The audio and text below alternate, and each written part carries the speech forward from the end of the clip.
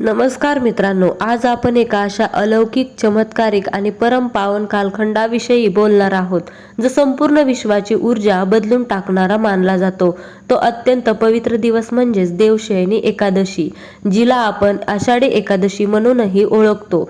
सनातन हिंदू धर्माच्या कालचक्रात एकादशीला केवळ एक उपासाचा दिवस मानले जात नाही, तर हा संपूर्ण सृष्टीच्या आध्यात्मिक परिवर्तनाचा, एका नव्या युगाचा आणि मानवी जीवनातील भाग्य बदलाचा मुख्य उंबरठा मानला जातो. या वर्षी म्हणजेच 25 जुलै 2026 रोजी येणारी ही देवशयनी एकादशी नभातील ग्रहांची अशी काही अद्भुत रचना घेऊन येत आहे, जी विशेषतः मिथुन राशीच्या जातकांच्या संपूर्ण आयुष्याला एक नवा आकार देणार आहे, त्यांच्या नशिबाचे बंद कुलूप उघडणार आहे आणि त्यांच्या जीवनात सुख समृद्धीचा एक अभूतपूर्व महापूर घेऊन येणार आहे. जर तुमची रास मिथुन असेल किंवा तुमच्या घरात परिचयात कोणी मिथुन राशीचे जातक असतील, तर हा व्हिडिओ त्यांच्या संपूर्ण आयुष्याचा टर्निंग पॉइंट ठरू शकतो. आजच्या या विशेष आणि सखोल माध्यमातून आपण अगदी बारकाईने, सविस्तर आणि शास्त्रोक्त पद्धतीने पाहणार आहोत की देवशयनी एकादशी नेमकी मिथुन राशीच्या जीवनात कोणत्या शुभ घटनांची साखळी घेऊन येत आहे. त्यांच्या करिअर, व्यवसाय, आर्थिक स्थिती, कौटुंबिक नातेसंबंध, शिक्षण आणि आरोग्यावर यांचा काय दूरगामी परिणाम होणार आहे. ग्रहांची नेमकी कोणती गोचरीय स्थिती या काळात निर्माण होत आहे आणि सर्वात महत्त्वाचे म्हणजे या चातुर्मासाच्या पवित्र काळात मिथुन राशीच्या लोकांनी कोणते महाउपाय केले पाहिजेत, जेणेकरून त्यांच्या मार्गातील सर्व अडथळे, दारिद्र्य आणि संकटे कायमची नष्ट होतील. हा व्हिडिओ अत्यंत सखोल आणि सविस्तर विश्लेषण करणारा आहे. यामुळे मनाची एकाग्रता साधून प्रत्येक शब्द नीट समजून घेण्यासाठी हा व्हिडिओ शेवटपर्यंत नक्की पहा. विषयाच्या सखोलतेत जाण्यापूर्वी आपल्याला देवशयनी एकादशीचे नेमके पौराणिक आणि आध्यात्मिक महत्त्व काय आहे हे समजून घेणे अत्यंत गरजेचे आहे. हिंदू पंचांगानुसार आषाढ महिन्याच्या शुक्ल पक्षातील एकादशीला देवशयनी एकादशी किंवा हरिशयनी एकादशी म्हटले जाते. या दिवसाचे नावच सर्व काही सांगून जाते. देवशयनी म्हणजे देवाचे शयन म्हणजे झोपणे. पौराणिक कथा आणि सूर्य सिद्धांतानुसार या पवित्र तिथीपासून भगवान श्री हरिविष्णू, जे या संपूर्ण जगाचे पालन करते आहेत, ते पुढील 4 महिन्यासाठी क्षीरसागरात शेषनागाच्या शय्येवर योग निद्रेत जातात. भगवान विष्णूच्या या 4 महिन्यांच्या विश्रांतीच्या काळाला आपण चातुर्मास असे म्हणतो. जेव्हा भगवान विष्णू योग निद्रेत असतात, तेव्हा या संपूर्ण विश्वाची धुरा, तिन्ही लोकांचे संचालन आणि विश्वाचे रक्षण करण्यासाठी जबाबदारी स्वतः देवादिदेव महादेव भगवान शिव यांच्याकडे सोपवली जाते. म्हणजे चातुर्मासाच्या काळात हरी आणि हर म्हणजेच विष्णू आणि शिव या दोन्ही महाशक्तीचे मिलन पृथ्वीलोकावर पाहायला मिळते. ज्योतिषशास्त्र आणि अध्यात्माच्या दृष्टीने हा 4 महिन्याचा काळ भौतिक किंवा संसारिक मांगलिक कार्यासाठी, जसे की विवाह, मुंज, ग्रहप्रवेश वर्ज्य मानले जातो. याचे कारण असे की या काळात सृष्टीतील बाह्य ऊर्जा संत होते आणि आंतरिक ऊर्जा म्हणजेच आध्यात्मिक ऊर्जा अत्यंत तीव्र होते. हा काळ मानवाला आपल्या आत डोकावून पाहण्याची, आत्मपरीक्षण करण्याची, ध्यान, साधना, जप आणि तपाच्या माध्यमातून स्वतःला शुद्ध करण्याची सुवर्ण संधी देतो. विज्ञानाच्या भाषेत सांगायचे तर या काळात निसर्गात मोठे बदल होत असतात. पावसाळा ऋतू आपल्या रंगात असतो. हवेतील दमटपणा आणि जंतूचे प्रमाण वाढते, ज्यामुळे मानवी शरीराची पचनशक्ती मंदावते. म्हणूनच आपल्या ऋषीमुनींनी या काळात उपवास, सात्विक आहार आणि संयमित जीवन जगण्याचे नियम घालून दिले आहेत. या नियमांचे पालन केल्याने केवळ आध्यात्मिकच नाही, तर शारीरिक आणि मानसिक आरोग्यही अत्यंत मजबूत होते. आता आपण वळूया आपल्या मुख्य विषयाकडे, म्हणजेच मिथुन राशीचक्रातील तिसरी रास म्हणजे मिथुन रास. या मिथुन राशीचे चक्र चिन्ह स्त्री पुरुष जोडपे असे आहे, जे संवादाचे, कला कौशल्याचे आणि द्वैत स्वभावाचे प्रतीक मानले जाते. मिथुन राशीचा स्वामी बुध ग्रह आहे, ज्याला ज्योतिषशास्त्रात बुद्धी, वाणी, तर्कशास्त्र, व्यापार, संवाद आणि चपळकतेचा कारक मानले जाते. मिथुन राशीचे जातक अत्यंत बुद्धिमान, हजरजबाबी, संवाद कलेत पटाईत आणि बहुआयामी व्यक्तिमत्वाचे धनी असतात. कोणत्याही परिस्थितीशी त्यांना जुळवून घेणे आणि आपल्या बोलण्याचे सामोरील व्यक्तीला आपलेसे करणे हा यांचा सर्वात मोठा गुण असतो. परंतु गेल्या काही काळापासून मिथुन राशीचे जातक या विचित्र मानसिक आणि आर्थिक कोंडीतून जात आहेत. राशीच्या स्वामींची स्थिती आणि इतर क्रूर ग्रहांच्या गोचरामुळे मिथुन राशीच्या अनेक लोकांची बनत आलेली कामे शेवटच्या क्षणी बिघडत होती. मनात प्रचंड नैराश्य, नोकरी व्यवसायात अस्थिरता, आवाजवी खर्च, कुटुंबात लहान सहान गोष्टीवर होणारे वाद आणि आरोग्याच्या तक्रारीमुळे मिथुन राशीचे लोक काहीसे त्रस्त आणि संभ्रमित अवस्थेत होते. अनेक प्रयत्न करूनही नशिबाची साथ मिळत नसल्याची भावना त्यांच्या मनात घर करून बसली होती. परंतु मित्रांनो, काळ नेहमी सारखा राहत नाही. ग्रहांची चाल सतत बदलत असते आणि आता तो प्रदीर्घ प्रतीक्षेचा काळ संपला आहे. 25 जुलै 2026 ही देवशयनी एकादशी मिथुन राशीच्या जातकांसाठी एका नव्या पहाटेची सुरुवात घेऊन येत आहे. या एकादशीच्या उगवत्या सूर्यासोबतच मिथुन राशीच्या जीवनातील अंधार दूर होणार आहे आणि पुढील 4 महिने त्यांच्यासाठी कसे सुवर्णकाळ ठरणार आहेत याचे सविस्तर विश्लेषण आपण पुढे पाहणार आहोत. आता पाहूया मिथुन राशीच्या ग्रहांची स्थिती काय सांगते. मिथुन राशीचा स्वामी बुध ग्रह आहे. या काळात देवगुरु बृहस्पती म्हणजेच गुरु ग्रहांची विशेष कृपा मिथुन राशीवर राहणार आहे. ग्रहांचे हे गोचर मिथुन राशीच्या जातकांसाठी अत्यंत भाग्यशाली ठरणार असून गेल्या अनेक महिन्यापासून रखडलेली कामे आता वेगाने पूर्ण होऊ लागतील.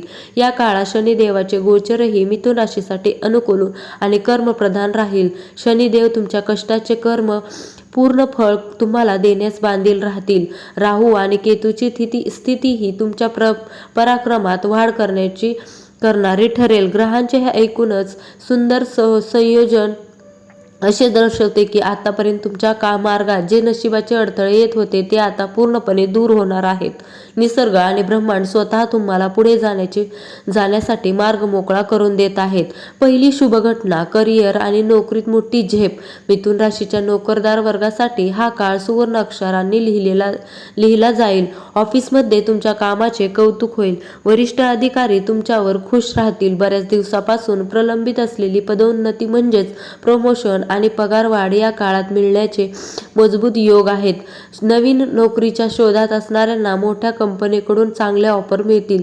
दुसरी शुभ घटना, व्यापार आणि व्यवसायात अफाट नफा. जर तुम्ही व्यापारी असाल किंवा स्वतःचा नवीन व्यवसाय सुरू करू इच्छित असाल तर देवशयनी एकादशीपासूनचा काळ अत्यंत लाभदायक ठरेल. बाजारात तुमची पत वाढेल. नवीन भागीदार किंवा डील मिळण्याची शक्यता आहे. जुनी अडकलेली कामे पुन्हा सुरू होतील आणि व्यवसायातून मोठा आर्थिक नफा मिळेल. तिसरी शुभ घटना, अडकलेले धन आणि आर्थिक स्थैर्य. आर्थिक आघाडीवर मिथुन राशीला मोठा दिलासा मिळणार आहे. जर तुमचे पैसे कुठे अडकले असतील किंवा तुम्ही कोणाला कर्ज दिले असेल किंवा ते परत मिळण्याची आशा सुटली असेल तर ते धन या काळात अचानक परत मिळू शकते.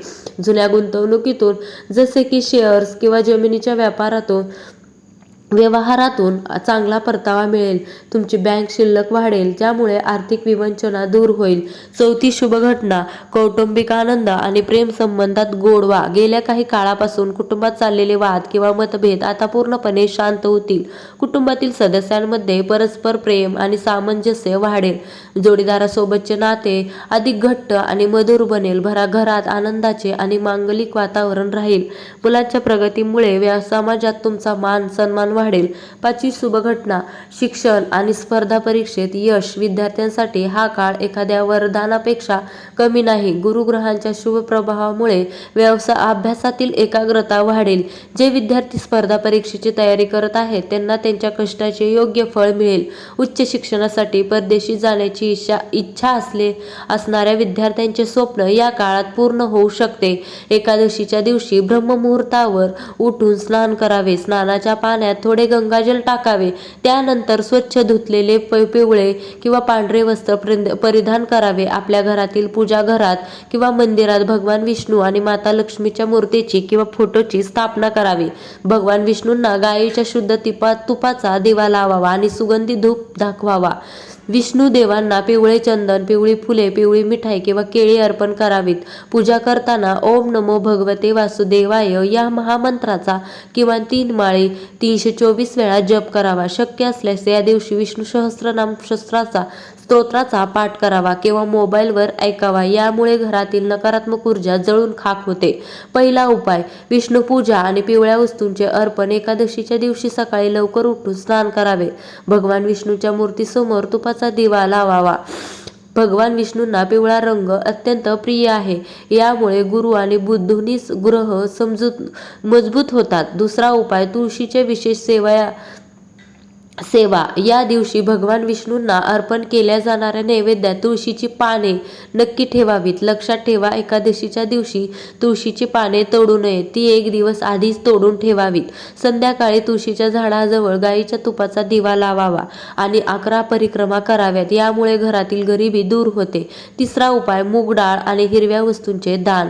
मिथुन राशीचा स्वामी बुध असल्यामुळे या दिवशी गरजू लोकांना हिरवे मूग, हिरवे कपडे किंवा हिरव्या वस्तू दान कराव्यात. शक्य असल्यास गायीला हिरवा चारा खायला द्यावा. या उपायाने बुधग्रहांचे दोष मिटतात आणि व्यापार व्यवसायात प्रगती होते.